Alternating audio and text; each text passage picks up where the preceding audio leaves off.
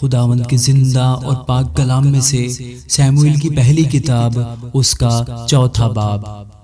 اور سیموئیل کی بات سب اسرائیلیوں کے پاس پہنچی، اور اسرائیلی فلسطینیوں سے لڑنے کو نکلے اور ابن عزر کے آس پاس ڈیرے لگائے، اور فلسطینیوں نے افیک میں خیمے کھڑے کیے، اور فلسطینیوں نے اسرائیل کے مقابلے کے لیے صف آرائی کی۔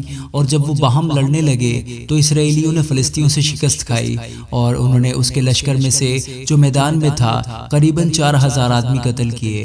اور جب وہ لوگ لشکرگاہ میں پھر آئے تو اسرائیل کے بزرگوں نے کہا کہ آج خداوند نے ہم کو فلسطینیوں کے سامنے کیوں شکست دی؟ آؤ ہم خداوند کے عہد کا صندوق سیلا سے اپنے پاس لے آئیں، تاکہ وہ ہمارے درمیان آ کر ہم کو ہمارے دشمنوں سے بچائے۔ سو انہوں نے سیلا میں لوگ بھیجے، اور وہ کروبیوں کے اوپر بیٹھنے والے رب الافواج کے عہد کے صندوق کو وہاں سے لے آئے۔ اور ایلی کے دونوں بیٹے حفنی اور فنہاس خدا کے عہد کے صندوق کے ساتھ وہاں حاضر تھے۔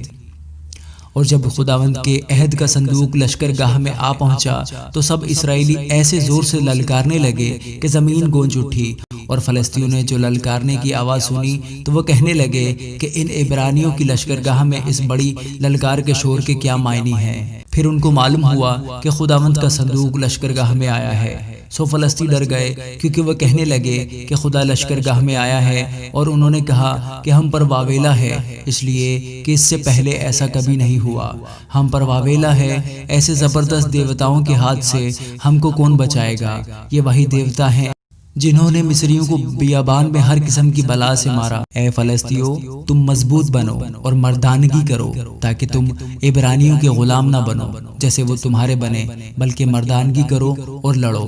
اور فلسطی لڑے، اور بنی اسرائیل نے شکست کھائی، اور ہر ایک اپنے ڈیرے کو بھاگا، اور وہاں نہایت بڑی خون ریزی ہوئی، کیونکہ 30,000 اسرائیلی پیادے وہاں کھیت آئے۔ اور خدا کا صندوق چھن گیا، اور ایلی کے دونوں بیٹے حفنی اور فنہاس مارے گئے۔ اور بنمین کا ایک آدمی لشکر میں سے دوڑ کر اپنے کپڑے پھاڑے اور سر پر خاک ڈالے ہوئے اسی روز سیلا میں پہنچا۔ اور جب وہ پہنچا تو ایلی راہ کے کنارے کرسی پر بیٹھا انتظار کر رہا تھا، کیونکہ اس کا دل خدا کے صندوق کے لیے کانپ رہا تھا۔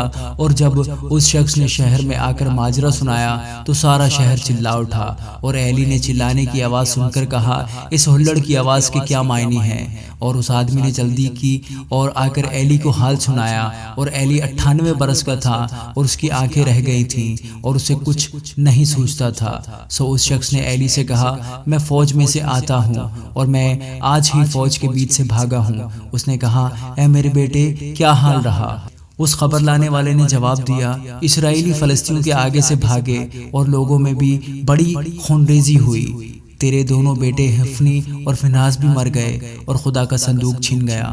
جب اس نے خدا کے صندوق کا ذکر کیا تو وہ کرسی پر سے پچھاڑ کھا کر پھاٹک کے کنارے گرا، اور اس کی گردن ٹوٹ گئی، اور وہ مر گیا، کیونکہ وہ بوڑھا اور بھاری آدمی تھا۔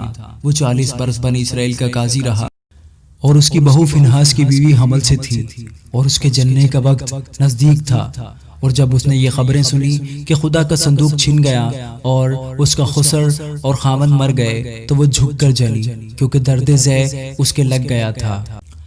اور اس کے مرتے وقت ان عورتوں نے جو اس کے پاس کھڑی تھی اسے کہا، مت ڈر، کیونکہ تیرے بیٹا ہوا ہے۔ پر اس نے نہ جواب دیا اور نہ کچھ توجہ کی۔ اور اس نے اس لڑکے کا نام یکبود رکھا، اور کہنے لگی کہ حشمت اسرائیل سے جاتی رہی، اس لیے کہ خدا کا صندوق چھن گیا تھا، اور اس کا خسر اور خاوند جاتے رہے تھے۔ سو اس نے کہا کہ حشمت اسرائیل سے جاتی رہی، کیونکہ خدا کا صندوق چھن گیا ہے۔ آمین۔